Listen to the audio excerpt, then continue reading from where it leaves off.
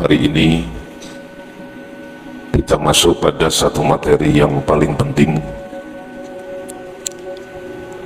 untuk mendudukkan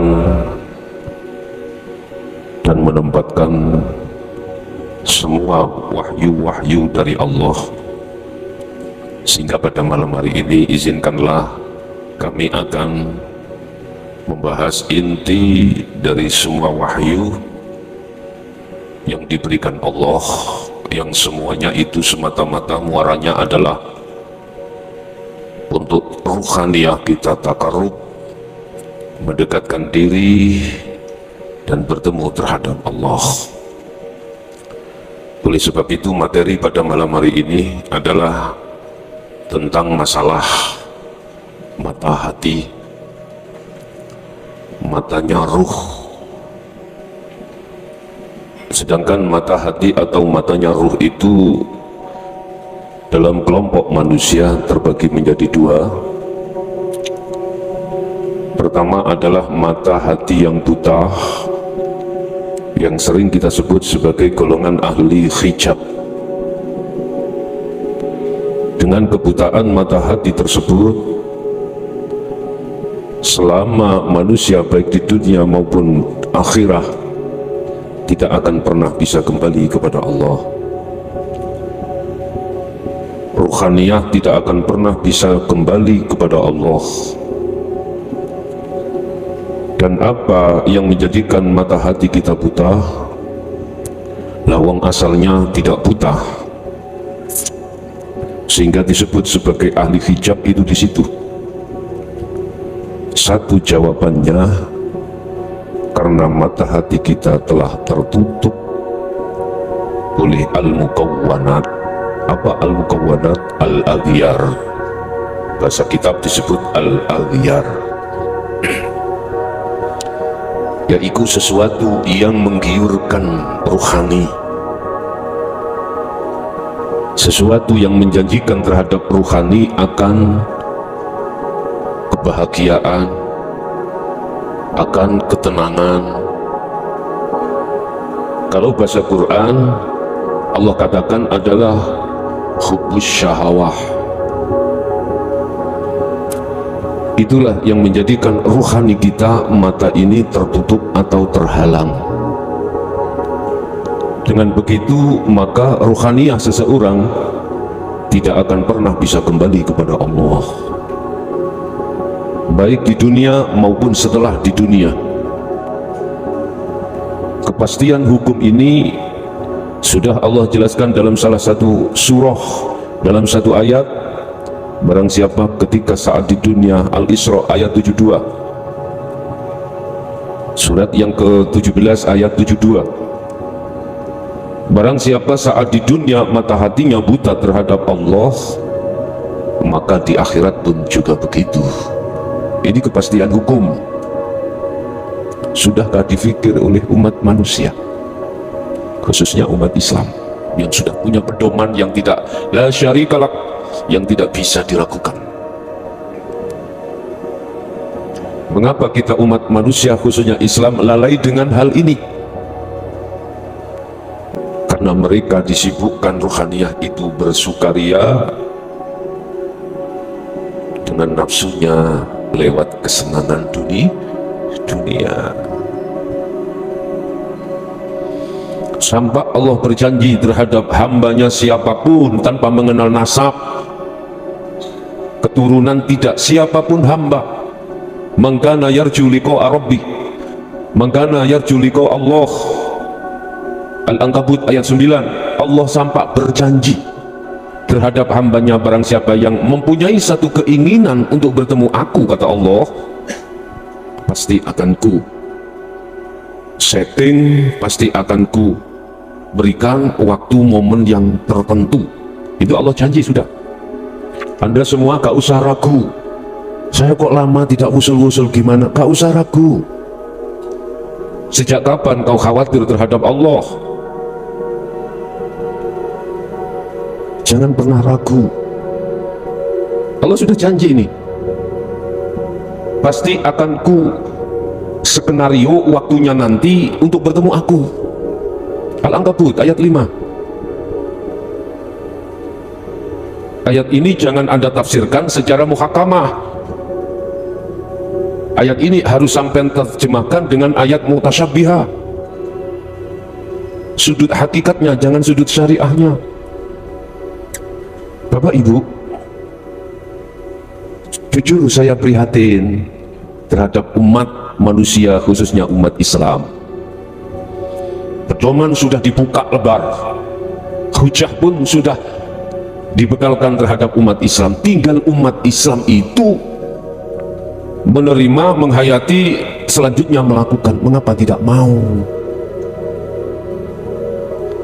Hal itu memang Bapak Ibu banyak alasan-alasan tertentu mengapa umat Islam ruhaniyahnya itu tidak difikirkan, hanya memikirkan jasmaniyah. Sampai ada yang berani mengatakan bahwasanya ibadah apapun secara fisik itu adalah bekal akhirat, padahal tanpa dibarengi dengan makrifat Allah. Ada yang berani mengatakan hal seperti itu. Otomatis kita sebagai umat dangkal, sibuk memperhatikan perilaku jasmani, sementara perilaku rohaniyah dia lalaikan. Aku tanya sekarang, kalau kau meninggal, jasadmu kemana? Rohaniyahmu kemana? Mana yang dipanggil Allah? Mana yang dituntut Allah untuk kembali? Mana? Jasmani atau rohani? Inilah kita sebagai umat manusia, khususnya umat Islam, dangkal akan hal itu, sehingga kita sibuk beribadah secara jawareh, secara jasmani saja, tanpa difikirkan rohaniyahnya itu bagaimana. Boleh, dan itu baik, tapi Anda tidak tahu yang lebih penting daripada itu, rohaniyahmu. Bapak Ibu, memang kalau sudah menyentuh terhadap rohani, itu tidak membicarakan dunia, tidak membicarakan finansial, tidak membicarakan badokani jasma. Ngerti badokani? Jeglakani itu loh, makanannya jasmani indah. Lewat mimbar medsos ini saya tegaskan, lekaslah kau untuk berbenah diri rohaniyahmu terhadap Allah sebelum Anda dipanggil oleh Allah dalam bentuk kematian. Kita memang dilalaikan oleh nafsu dalam diri kita tentang kematian, lalai. Padahal siapa yang bisa menjamin kalau besok kita masih ada di dunia? Gak ada yang bisa menjamin. Bapak Ibu jamaah rahimakumullah, mungkin malam hari ini penjelasan kami tentang masalah mata hati dianggap sangat ekstrim, dianggap sangat di mata umum ya, dianggap sangat kejam mungkin ya, sehingga secara umum mestinya itu dirahasiakan, nggak boleh dibahas secara umum, tetapi tetap saya bahas secara umum. Mungkin ini juga dianggap tabu karena memang belum pernah masyarakat umum itu mendengarkan. Tapi apapun alasannya, tetap hal ini saya sampaikan, sebab tidak ada keraguan, hijab pada diri saya atas ketakutan untuk menyampaikan hal ini, tidak. Ingat, ana nadhirun mubin, saya sebagai lapangan saja, saya hanya sebagai lapangan Allah untuk menyampaikan. Sesungguhnya sumber semuanya itu datangnya dari Allah. Tidak ada rasa keraguan pada diri saya, walaupun dirasa ini sangat tabu. Pertama tadi, rohaniyah manusia matanya buta. Yang kedua, rohaniyah manusia kelompok yang kedua matanya tidak buta, yang asalnya buta. Ini nanti kita bahas, kita kupas tuntas. Urusan yang merasa tersinggung, mohon maaf saya juga. Entah Anda tersinggung dikarenakan kekayaan Anda, kealiman Anda, kebagusan ibadah jasmani Anda, terserah. Sekarang aku berai koreng. Tahu berai koreng? I know reckon you. Sampai dilanjut ya, tolong yang tidak suka, khususnya yang belum mengenal akan hal ini, mendengarkan atau merasa alim di dalam syariat dan thariqahmu, aku mohon maaf terlebih dulu. Sebelumnya saya minta maaf, sebab tidak ada rasa benciku padamu menyinggung akan hal ini. Enggak, sungguh tidak. Sehingga pada malam ini mengapa kupluk putih blesekno. Nah, dasku itu ukurannya 5, kupluk ukurannya pitu. Ini kita tafsirin nangane biasa yo, metune 5 pitu. Yes, itu kuno. Biyen cah saiki wis muga ngoten lho. Wis. Qala musannifu rahimahullah. Mengapa manusia itu ruhaniyahnya sekarang sudah di posisi ahli syuhud, tidak buta? Asalnya itu tidak buta, kemudian buta, sebelum kembali kepada Allah tidak buta lagi. Itu golongan manusia yang sudah disebut sebagai Allah kekasih. Asalnya itu umpama kula duwe garwa si A, wis berhubung gak cocok minggat si A minggat, kemudian pengen bali maneh lho, iku lho, innalillahi wa inna ilaihi raji'un. Minangka seperti itu, seperti itulah manusia itu pun. Su'aul basirah lagi, ini khusus kita bicara tentang hakikat makrifat tauhid la ilaha illa anta wa ana. Ini nggak pernah dikenalkan di tengah masyarakat, nggak pernah. La ilaha illa anta. Dibuka di dalam surah Al-Anbiya ini ya, kalau nggak salah ayatnya berapa saya lupa, menceritakan tentang Nabi Yunus. Tidak ada Tuhan yang wajib disembah kecuali Engkau. Anta ini Pak ya, ini berarti sudah dekat. Kita sudah tidak membahas la ilaha illallah tauhid, la ilaha illallah tidak. Itu jasmani, untuk mengatur ibadah jasmani atau ibadatul jawareh lewat tauhid la ilaha illallah wa huwa syariat dan thariqah. Mohon maaf jikalau di antara Anda ahli syariah, ahli thariqah menengah ke atas, mohon maaf sekali lagi, saya mohon maaf.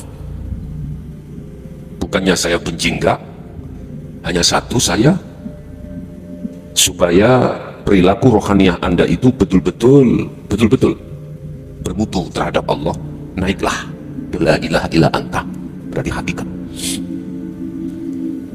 Allah itu sudah dekat, kita merasa dekat terhadap Allah. Sebab apa Allah merasa dekat? Kita merasa dekat. Ini kalau Rasulullah membahas, itu sudah tidak iman lagi, tapi ihsan. Islam kaitannya kan kafir, kemudian Islam membaca syahadat. Iman berarti melakukan apa bentuknya, hukum-hukum di dalam Islam, ninggalno larangan, jalankan perintah. Ini jasmani. Kita manusia ada rohaninya, belum menyentuh rohani ini, belum. Nah, di sini Bapak Ibu, proses manusia itu jatuhnya rohaniyah itu diterpuruk ketika saat mulai akil balik sampai umur berapa terserah macam-macam. Itu rohaniyah kita dijauhkan dari Allah, jauh. Laksana Nabi Adam itu dijauhkan dari surga, berarti ke dunia, dikarenakan melanggar aturan memakan buah khuldi. Rohaniyah kita juga makan buah khuldi, yaitu hubus syahwah.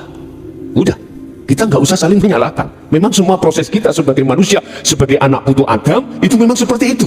Makanya dalam surat Al-Hijr ayat 39 sampai 42, Iblis itu berkata, ya Allah, ya Tuhanku, oke, saya tahu ucap sebagai makhluk yang ingkar terhadapmu, saya terima, tapi tolong izinkanlah saya untuk menjerumuskan Adam dan anak putu Adam.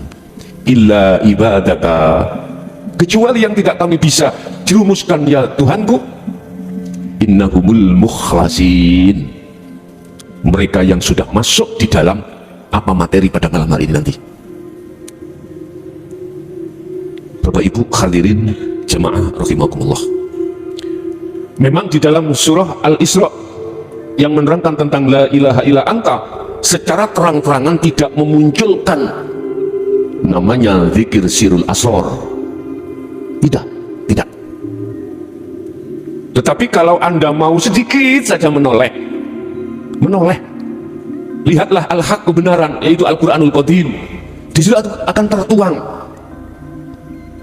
tertuang zikir tanpa lafaz, zikir tanpa mengucap, tanpa asma. Itu dilahirkan dari pendidikan tauhid la ilaha illa anta subhanaka inni kuntu minadz zalimin. Jadi di sini Mas, kita sudah merasa bersalah pada Allah, merasa berzalim. Nah, ini munculnya buah dari nafsu lawamah dalam diri kita. Sudah kebaikan ini awal terbentuknya satu taubatan nasuhan itu di sini Pak. Ketika saat seseorang sudah menerima la ilaha illa anta, itulah awal seseorang bisa melaksanakan taubatan nasuhan ini. Kalau belum melungguh di situ, nggak akan disebut taubatan nasuhan, Pak. Itu taubat dari kezaliman ruhaniyah kita pada Allah. Inilah cara untuk membangun ruhaniyah kita kepada Allah, untuk mendekat dan bisa kembali dan bertemu Allah. Di sini kuncinya, di sini.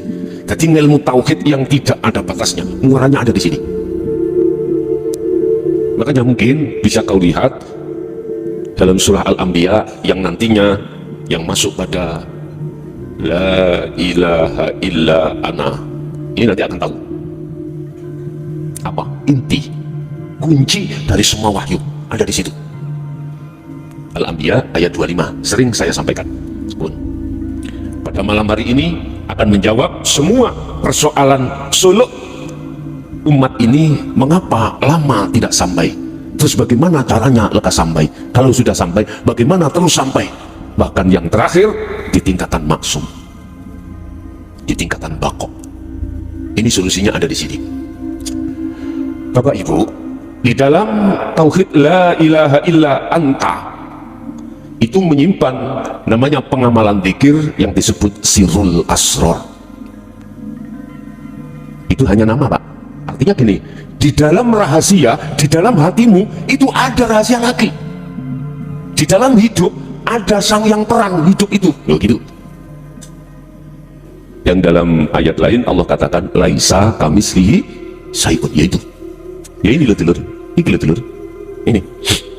Ini sirul asror ini.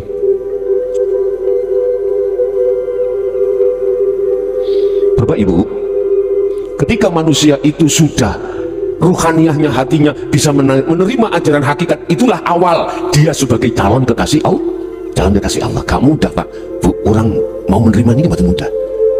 Apalagi kita yang bersyariah, bertorikoh menengah ke atas. Apalagi kita sudah tahu isi kandungan kekayaan bumi, kita akan tahu sab langit 7 bisa kita lihat dengan mata hati kita. Apalagi susah untuk menerima ini. Dalam bahasa syariat, justru mereka yang susah dan kesulitan untuk tidak mau menerima ajaran hakikat makrifat adalah golongan kita. Pinter moco Quran, bahkan hafidoh, suarane pena, ya. Dia ahli kitab apapun ahli. Apa? Kitab hadis apal, 5 lemari ku apal. Bahasa nahwu mulai dasar sampai pucuk apal. Jurumiyah apal, Amriti apal, Alfiyah apal, Jawahirul Maknun dol. Hujah itu sudah dia hafalkan. Ijma qiyas kitab apapun hafal. Lebih-lebih mereka yang seperti ini susah ruhaniyahnya itu untuk bisa menerima. Karena apa? Tahu? Kembali kepada keterangan kapan itu tentang masalah pelepasan sifat basaria. Gak mudah, Pak. Paling abot mereka itu beliau-beliau itu. Untuk melepaskan sifat keakuannya hamba yang alim, yang kaya, yang mulia, susah. Loh, ini susah. Susah. Uangel susah itu namanya angel. Sulit. Ya. Inilah yang dimaksud Allah dalam satu ayat, fi qulubihim maradun fazadahumullahu maradun. Tutupnya hati itu tambah tebal. Mangel, Pak. Semakin tebal tutupnya hati, maka semakin gelap dirasa. Makanya susah. Ini saya, Bu, karomah punya, akhirnya mati pun jasadnya enggak hancur. Jangankan jasadnya, ulesnya kainnya masih utuh. Kebanyakan orang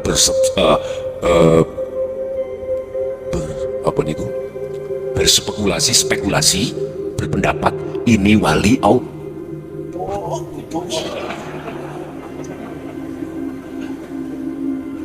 Bener, kekasih Allah tidak seperti itu. Nek model kaya ngono iku kuwi karomah iso. Ulismu utuh. Makanya di tengah-tengah umum sudah tidak menjadi rahasia. Orang yang tahu sesuatu yang akan terjadi mesti dituduh iku wali Allah. Subhanallah. Kok umpama di medsos gak ono, gak diweni aturan ngono tak lebokno nang medsos mang. Lawek kok, Pak. Merawong kok le. Ditokno langsung mak braul ngono. Artinya wis kenemenan lah, Pak, Bu, saya ngomong seperti itu kenemenan. Oh, sih kenemenan ya. Napa bahasa Indonesia kenemenan? Terlalu. Sama. Allah akan menghancurkan pada satu kaum kalau kaumnya itu sudah terlalu. Ini pasti sejarah para rasul dulu seperti itu. Kalau sudah terlalu mudah dihancurkan. Jangan enak-enak sing ngono Sidarjo amblek yo mari ngono. Ayo iso Sidarjo iku hidup lapindo iku kan. Penurunan tanah sudah ada. Hati-hati gue ya. Hati-hati amblek ya mak bleng. Enak Gus mati bareng. Narape gue iso turun-turunan. Bon. Bapak Ibu, apa sebabnya ketika kita mengalami berpuluh tahun mata hati kita buta, sekarang sudah tidak buta? Kronologinya bagaimana? Dan itu pun tidak mudah kita bisa mencapai pada posisi fitrah kembali. Monggo kita bahas di dalam kitab Hikam pasal berapa itu, Pak? 445 tentang basiroh atau mata hati. Su'aul basirati utawi cahya sinar iman. Cahaya sinare ati iku yuzhiduka, bisa meruhake, bisa memperlihatkan terhadapmu ka ing sira kurbahu ing idee Allah mingka saking ira. Cahaya hatimu itu bisa memperlihatkanmu terhadap Allah itu dekat. La ilaha illa anta di depan berarti Allah dekat. Kita dalam hati merasa bahwasanya Allah dekat itu karena syu'aul basiroh, nur cahaya ruhaniyahmu itu. Lah, nur cahaya ini akan didatangkan Allah di dalam hatimu karena Anda pertama sadar diri selama ini kita zalim terhadap Allah. Otomatis sadar diri bahwasanya kita zalim ruhaniyah kita terhadap Allah, otomatis Anda menerima ajaran hakikat ini yang keluar dari tauhid la ilaha illa anta ini, Pak.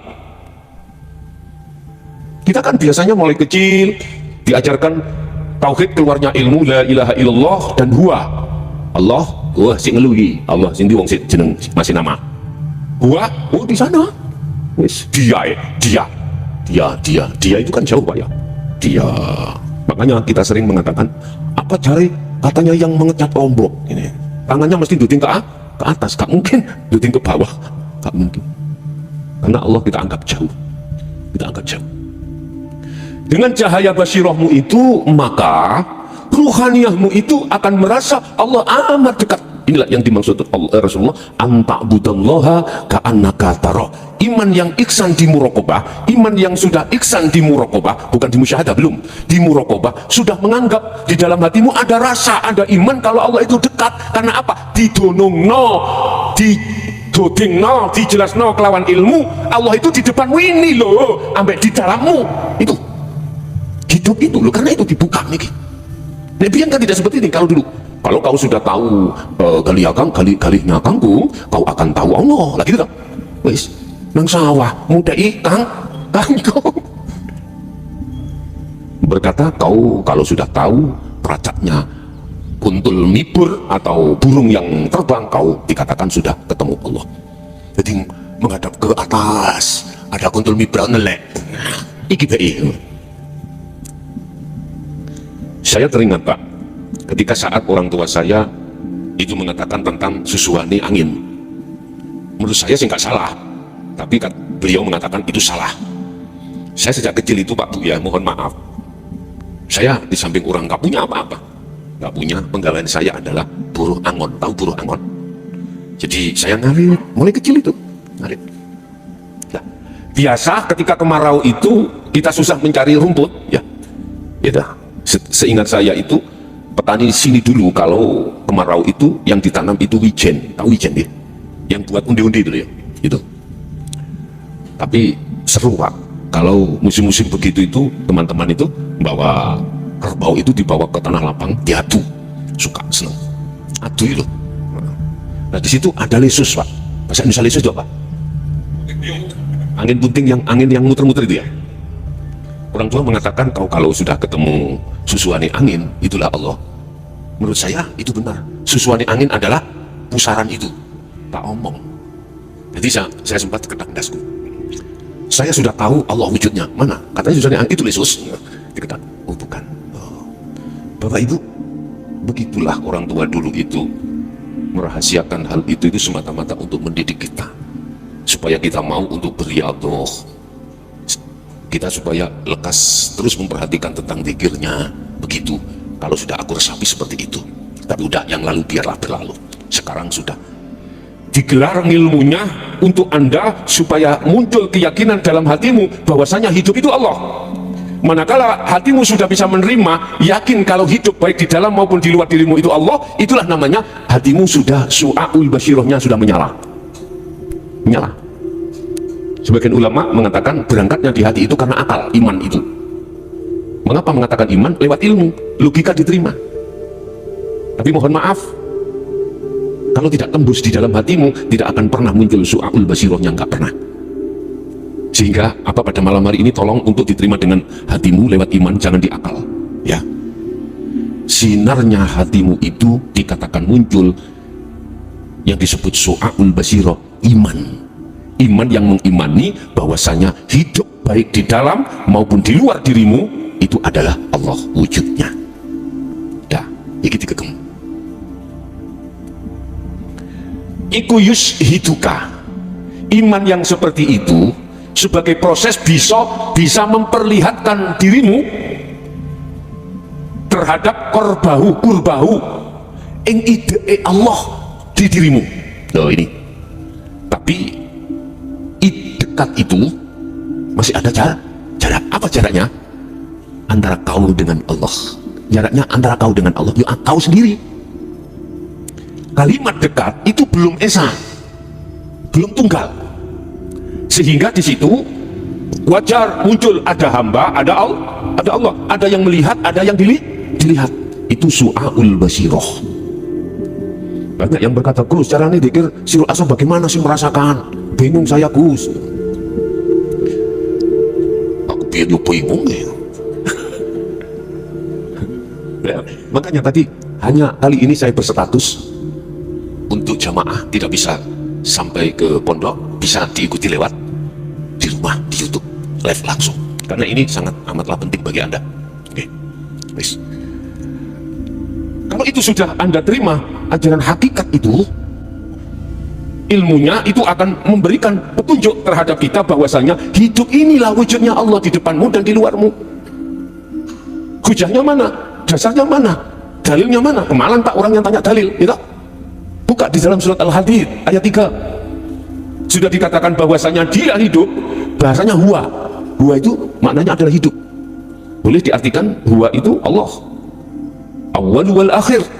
Dia di awal juga di akhir. Artinya awal segala persoalan sikon apapun, masalah apapun, dan akhir itu hanya Allah yang berperan. Hidup itu wadzahiru wal batin, termasuk di dalam dan di luar dirimu. Di dalam dan di luar dirimu, semuanya. Ini masih muncul nama loh Pak, nama awal, nama akhir, nama zahir, nama batin. Kalau melihat ini seakan-akan Allah butuh tempat, padahal Allah gak butuh tempat. Oleh karena ini pembahasan kita proses, maka seakan-akan Allah itu butuh tempat, padahal Allah tidak bertempat. Mengapa tidak bertempat? Karena selain Allah sudah tidak ada. Mana tempat? Gak ada. Zahir gak ada, batin gak ada nantinya. Kalau sudah sampai hakul basiroh. Ini kita masih bahas su'aul basiroh. Ketika ruhaniyah jenengan ini menjadikan su'aul basirah sebagai modal awal untuk bertemu Allah, apa langkah selanjutnya yang dilakukan? Si salib itu harus berzikir mencepno iman iku mau. Kan gak diucap Pak ini, gak diucap, dirasa. Urusan fisik Anda beraktivitas apapun, saya tidak berbicara tentang apik syariat enggak, aktivitas jasmani apapun Anda, ya, sibukkanlah ruhaniyahmu itu mencepno su'aul basiroh. Udah, semakin kau terus menerus menancapkan su'aul basiroh, maka semakin kuat imanmu itu. Sebab di dalam su'aul basiroh fungsinya ganda. Pertama, membunuh, menghilangkan iman ruhaniyahmu yang asalnya terhadap selain Allah.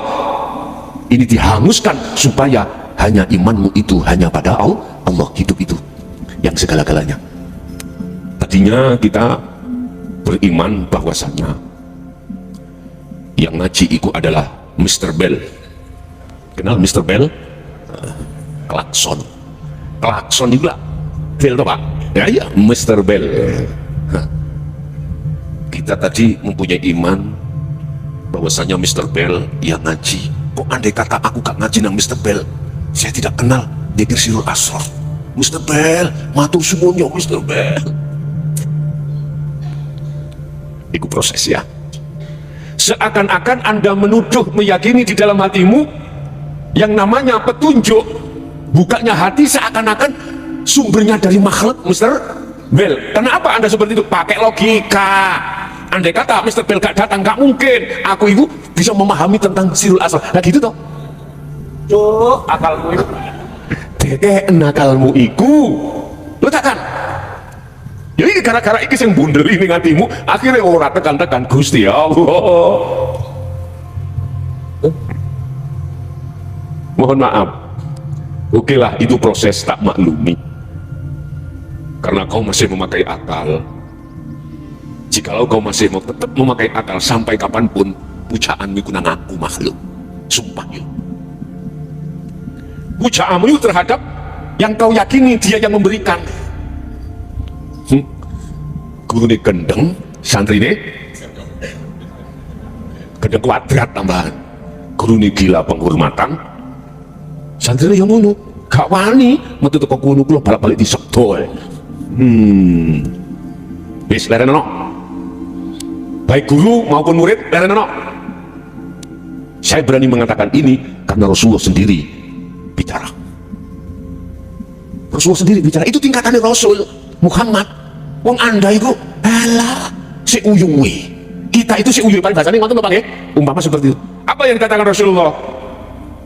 Innama ana nadhirum mubin. 1, 2. Kul innama ana basarum mislukum. Loh, Rasulullah mengatakan, umatku, aku ini podo sampai kuwi ngger, podo menungsone. Saya ini sama dengan kau, sesama makhluk manusia. Mengapa kau menyembah aku? Mengapa kau memuji aku? Sembahlah siapa yang ku sembah.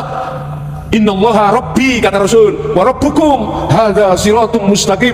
Sesungguhnya yang ku sembah adalah Allah, itu Tuhanku ya Tuhanmu. Hadza, itulah jalan yang lurus. Sekarang banyak yang mendengung-dengungkan, bahkan mengibarkan bendera pujaannya ruhaniyah terhadap selain Allah. Marenono, bisa. Kita tidak akan bisa berhenti Bapak Ibu manakala tidak mau menerima tauhid la ilaha illa anta wa ana. Itu wis kuncinya ada di situ. Bah kuwi mangkel, bah kuwi panas kabeh, ra urus. Mungkin rekaman iku Bang? Enggak. Hah? Ya wis, ya ngono. Ya sing modongkel pacek biwong ngoten lho Pak. Udun iki ket biyen iku tak empet ae udun iki. Tapi yo tak rasa masalah kemeng kabeh aku yo, ya, kemeng banget. Itu Rasulullah mengajarkan pendidikan yang bertauhid, yang lurus itu di situ. Wahai saudaraku yang masih ingin dipuja oleh umat, disebabkan karena ilmumu, karena karomahmu, karena kesaktiamu, karena hartamu, karena kealimamu, karena keibadahamu. Dulur, detik ini aku ngomong terakhir yo, lerenono, berhentilah untuk tidak ingin dipuja masyarakat. Itu kita boleh teringat makalah Syekh Ibnu Athaillah terkait pujaan masyarakat, Bapak Ibu. Tak tahu aku kayak gini ya, bagi kita gawe ngerti. Udah sampai di sini kita berdebat tentang khilaf hukum syariat. Berhentilah, udah sibukkan untuk membangun rohaniah terhadap Allah. Sibukkan, terimalah ajaran Rasulullah ini yang membimbing rohaniah kita untuk bisa mengesahkan Allah dengan sempurna. Udah, berhentilah kita yang tadinya merasa begini, merasa begitu dan lain sebagainya. Udah, sudahi. Kita teringat makalah satu makalah Syekh Ibnu Athaillah, bahwasanya pujaan masyarakat, pujaan santri, pujaan pengikut, wah-wahani pengikut itu adalah racun yang mematikan tentang imanmu di mata Allah. Kau akan terseret dengan pujaan itu, otomatis akan menjadi budaknya itu. Makanya mengapa kita punya murid macam-macam, ada yang sugih, ada yang melarat, ada yang miskin, ada yang sugih loman, ada yang sugih medit, ada yang melarat loman, apa ini sih no? Ada yang melarat melkis. Kita sebagai guru atau mohon maaf sebagai imamnya, manakala belum rohaniahnya belum menerima isi tauhid la ilaha illa anta, tak pastikan kau pasti suka pada muridmu yang kaya, yang loman. Ini sungguh. Akhirnya sing melarat tidak kau reken, tidak kau perhatikan. Kuwiri neo podo dengkul. Ngomong itu. Subhanallah. Itu pasti Bapak Ibu, karena sudah rumus, nggak bisa kau bujui, nggak bisa kau mengelak jasmanimu, lesanmu, nggak bisa. Pasti isinya dalam hati kita seperti itu. Akhirnya apa? Munjung yang suge sing loman. Kita tidak tahu, sudah pendelengan meripatmu dia utangi. Loh iya. Loh kita tidak tahu toh. Ada Pak Guru tak ngereken itu, pokoknya omahmu itu maglung pinggir embong, tandurane, lombok terong, sing mute udele, nganggep dia itu penuh kemewahan. Kita tidak tahu kalau dia itu penuh hutang. Sebetulnya beliau pingin juga loman, tapi apa nih sing di loman no? Lawang kabeh muter seperti kitiran ya, melebu metu. Kita sebagai orang lain hanya melihat nyawangi koyo ipena, tapi greges sing rasane yoan. Lah guru yang belum kemasukan tauhid la ilaha illa anta tidak mau tahu, Pak. Pas kuwi ancur bandak, sing penting aku gaya. Duit serba omah gedong. Sembarang tumpakan api. Gak ndelok murite. Pengikuti ku kelayapan. Udah, gak lihat itu. Sing penting wah, gedunge wah, pondoke wah, sembarang wah. Wow, terus gue nek mate ya wah. Gini. Yes. Aku nasihati terhadap anda yang merasa yang masih terjebak di sini, terimalah la ilaha illa anta ini. Anda akan keluar dari itu semuanya. Artinya gak kesensemku. Kalau anda sudah tidak kesensem dengan kebiari dunia yang ada pada santrimu, kau tidak akan pernah minta. Akhirnya kembali. Bagaimana saya akan bisa memberikan kepentingan terhadap umat? Artinya kepentingan pribadi itu dikalahkan kepentingan terhadap umat. Nantinya akan di situ. Wis tak iku rumus, kuwi gak iso bujuk. Gusti Allah kok bujuk. Ora iso. Nggih. Bon. Kita kembangkan terus Su'aul Basyirah itu dengan bentuk selalu berzikir ruhaniyah. Zikirnya adalah tetap merasakan, meyakini semuanya itu Allah. Nah, di sini ganda. Fungsinya Su'aul Basyirah itu ganda. Satu, akan membumi hanguskan iman selain Allah.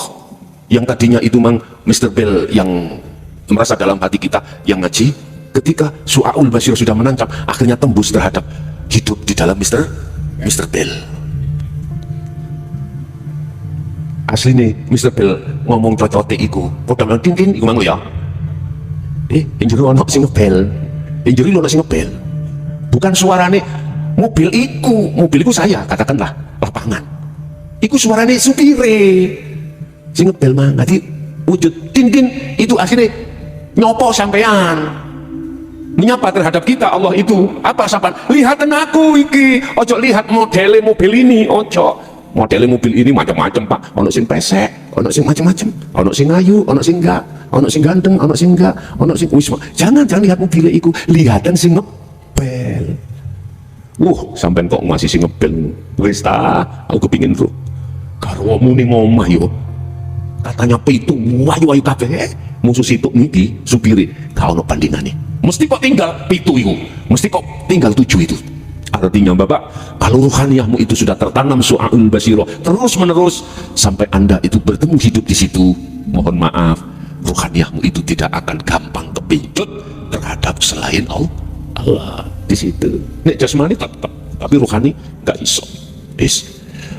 Kalau sudah su'aul basirah yang pertama di dzikir sirul asrar yang disebut su'aul basirah, lanjut yang kedua nanti Anda akan masuk terhadap ainul basirah. Ainul basirah ngebel, memang ngebel nuyo ya aneh. Wih, ngebel ya memang berarti pesing itu yang jero pesing ono Gusti. Berarti Gusti Allah lebih pesing ya. Coba kalau kita melihat kucingnya, saduklah kita. Nggih. Bojo pakaian cocot. Dikasih uang 10.000, 20.000, bahkan 100.000, sik panggah, sik pancet ngomong kurang, sepak. Tapi sampai kalau melihat Allahnya nggak mungkin ya Pak, dilus terus. Ya aku pengiayar aja itu disik. Buat apa ainul basirah? Wa ainul basirati utawi ainul basirah iku yushhiduka adamaka,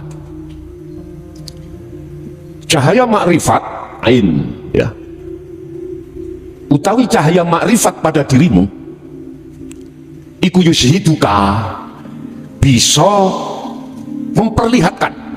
memperlihatkanmu adamaka ing ora anane awakmu, tidak ada dirimu sudah tidak ada, liwujudihi karena arai sebab wujudnya Allah. Maka hati itu sendiri dapat memperlihatkan kepadamu atas ketiadaanmu karena wujudnya Allah. Liwujudihi krono arani krono arai wujudi Allah. Gini ini maksudnya, dengan su'aul basirah terus kau lakukan yang tidak mengenal waktu setiap napas. Di situ nanti ada momen waktu tertentu yang dijanjikan Allah tadi loh, dalam surah Al-Ankabut ayat 5. Mangkana yarju liqa Allah, barang siapa yang mempunyai keinginan untuk bertemu Allah dan melakukan zikir ini, maka Allah akan menempatkan waktu pasti terjadi pertemuan itu. Kapan itu?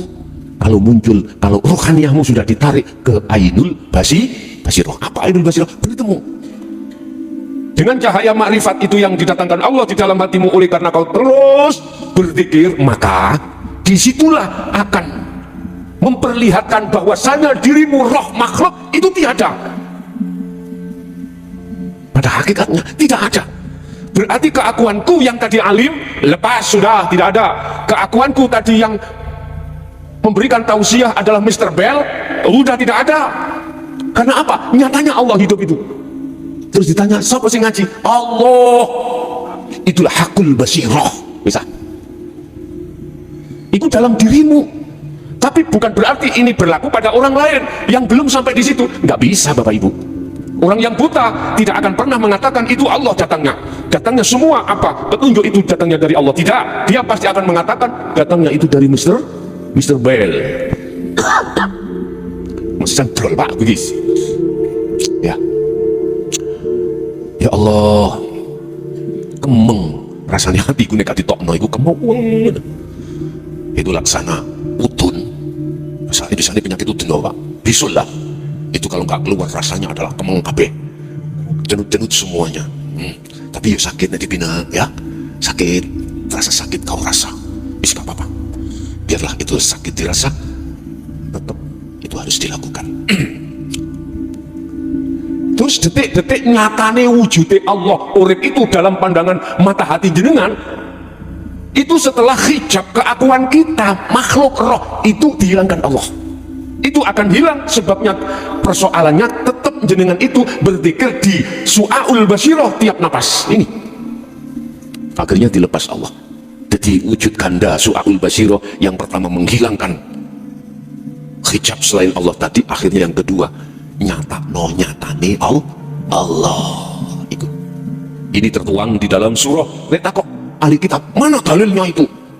Matane kok buka nok gone surat Al-Baqarah ayat 256. Wa may yakfur bit-taghut wa yu'min billah, barang siapa melepaskan taghut dalam rohaniatnya, wa yu'min billah, pasti akan makrifat Allah. Ini lah taghut yang kumaksud bisa menjadi berbentuk aku merasa alim tadi loh, aku merasa sugih, aku merasa bisa, aku merasa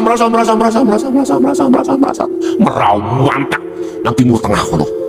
Wis iki lepas semuanya, wa yu'min billah, kau pasti akan bertemu Allah. Cara iman yang menyirikkan, mensyirikkan terhadap Allah itu hilang, baru imannya hanya Allah. Hati melihat burung mabur Allah, hati ya melihat apapun tembus langsung Allah. Membaca zikir jahri la ilaha illallah, ruhaniyah tembus terhadap wujudnya Allah. Hati membaca zikir Allahu Allah, tembus rohaniyahnya terhadap hidup itu. Inilah maksud ainul basirah. Jadi cahaya makrifat, cahaya hati itu akan bisa menunjukkan terhadap dirimu, sesungguhnya dirimu itu li adamika, atau bahasa ini adamaka, ketidakadanya dirimu itu nyata. Sebab apa? Li wujudihi, karena datang wujudnya Allah. Itulah yang kumaksud kegelapan akan hilang manakala cahaya itu datang. Setelah datang, nyatalah apa yang kau lihat tadi. Tadinya itu gelap, Pak. Aku nggak bisa melihat jajan apa ini, Pak. Nggak bisa melihat ini, wujudnya nggak bisa ini. Bagaimana aku makan? Nggak bisa, nggak kelihatan. Karena gelap. Kok aneh sih, Dek? Ketika lampunya sudah menyala, kegelapan itu hilang, maka nyatalah jajan ini boleh dimakan. Monggo yang kesal. Apa yang bunuh sok ngopi, aku nyocot terus nih. Udah. Yang terakhir, bahakul basyirati, utawi nyatane Allah. Iku nyata. Iku yushiduka, bisa menunjukkan terhadap dirimu, menunjukkan dirimu wujudahu ing wujude Allah, la ada maka ora anani iro manungso, wala wujudaka lan ora wujud iro. Artinya apa? Ketika saat sudah sampai ke ainul basyiroh, secara otomatis hakul basyiroh itu menyertai jenengan. Nyatanya Allah, hakikatnya Allah, nyatanya Allah, atau adanya Allah itu, mohon maaf, akan memberikan kekuatan penuh terhadap imanmu yang tidak bisa diubah atas wujudnya Allah itu. La wujudaka, la adamaka. Jadi wujud Anda, ketidakadaan Anda itu nyata. Jadi sudah wajar Syekh Al-Halat mengatakan aku iki Allah, wajar sudah. Karena selain Allah dalam diri Al-Halat, termasuk Al-Halatnya atau makhluk lainnya itu yang monggo Al-Halat itu sudah tidak ada. Bisa. Makanya kemarin-kemarin itu saya katakan su'aul basyiroh itu rasa, ainul basyiroh itu kau sudah bertemu, hakul basyiroh itu sudah imanmu menyatakan hanya Allah yang ada. Kalau sudah sampai di situ, otomatis Allah akan meletakkan statusmu, inna akramakum indallahi atqakum. Akhirnya muncullah pendidikan tauhid, itulah yang disebut la ilaha illa ana. Munculnya dzikir, fana'ud dzikri. Jelas. Untuk sampai ke la ilaha illa ana, prosesnya dari la ilaha illa anta. Ini Bapak Ibu, proses kronologi rohaniyah, membangun rohaniyah lewat cahaya yang harus ditaruh di dalam hati panjenengan kali kula. Sekali lagi, bukannya saya tidak percaya atas semua makalah atau fatwa di dalam ibadah bangsa jasmani, tidak, bukan saya tidak percaya. Yang di situ mengatakan bahwasanya Rasulullah itu tidak pernah mengajarkan hakikat dan ma'rifat. Cuman saja saya tidak sepaham, itu aja. Mengapa saya katakan seperti ini? Jelas, manakala beliau tidak mengajarkan isi la ilaha illa anta wa ana, khususnya ana, maka tidak akan pernah muncul namanya wahyu Allah. Surat Al-Anbiya ayat 25. Bahkan di situ dipertegas, setelah kalimah la ilaha illa ana ada kalimah yang meneruskan apa? Fa'budun. Ini Pak, fa'budun. Apa fa'budun? Kata perintah. Kata perintah. Andai kata diberikan kepada Rasul kata perintah, itu adalah Rasulullah diperintahkan untuk mengajarkan umat supaya masuk di tauhid la ilaha illa ana, tauhidnya supaya bisa mengesahkan Allah di situ. Satu. Yang kedua, apabila dikembalikan kepada kita sebagai umatnya, maka kita diperintahkan untuk mengesahkan Allah. Tadi Rasulullah diperintahkan untuk mengajarkan, kita sebagai umat diperintahkan untuk mengamalkan supaya bisa menyembah hanya pada Sang Yang Tunggal, Sang Yang Esa, Sang Yang Dumadi, atau Sang Yang segala-galanya, Sang Yang Maha Kuasa. Itu Sang Yang Tunggal, supaya sampai di situ. Makanya ada bahasa fa'budun, ini ya, fa'budun. Ini kata perintah. Artinya wajib kita sebagai umat untuk menyembah benar-benar sampai pada anak. Sahabat ditegaskan kalau nggak salah, mohon koreksi. Apakah ini termasuk hadis qudsi atau makalah? Mohon dikoreksi. Ini, janganlah kau sembah namaku Allah. Janganlah kau sembah sifatku hidup, disebut tak. Tapi sembahlah aku ini ana, tidak ada Tuhan kecuali aku.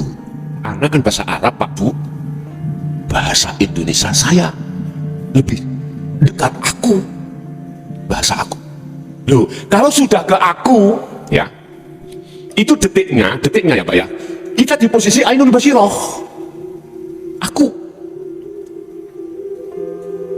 Berarti anta kemana? Tidak ada Pak ya. Kita bicara anta Allah, mesti ono anak saya, hamba. Berarti masih ada dua. Itu duduknya di Ainul Basiroh, masih ada dua. Berhubung ini sudah terus kita lakukan zikirnya itu, maka sesuai dengan janji Allah di dalam surat Al-Ankabut ayat 5 tadi, Ainul Basiroh, Anda sudah sampai pada Allah di musyahadah. Ketika saat di situ, hancurlah Anda, merasa diri Anda dalam hatimu itu sudah tidak ada, tinggal aku Allah. Itulah yang disebut makrifat. Jelas Pak Fuli? Jadi makrifat itu tidak ada dua. Jadi aku yo kau, kau yo aku. Di situ sudah tidak ada awal, akhir, dohir, batin, yang ada aku. Aku iki sopo. Aku iki Allah. Nek takut aku iki sopo, meniku sih bingung. Dijawab aku iki Allah. Kalau sudah jawab di sini, posisi ruhaniah sampai sudah dimusyahadah. Wis makrifat Allah. Kalau kita masih aku iki sopo, berarti wong bingung. Awake dhewe kok gak lu. Yes, memang kabeh prosesnya kita bingung dulu Pak. Ya, gak apa-apa. Cuman teruskan itu, biar kita sampailah pada yang dimaksud Rasulullah. Illa ana. Bapak Ibu hadirin jemaah rahimakumullah, itulah tentang masalah tauhid la ilaha illa anta sebagai inti untuk menuju la ilaha illa ana. Zikirnya sudah kami kupas untuk membangun rohaniah Anda bisa sampai kembali kepada Allah. Urusan Anda yang belum bisa menerima, saya juga mohon maaf, karena saya hanya sebatas menyampaikan aja urusannya itu apa kata Allah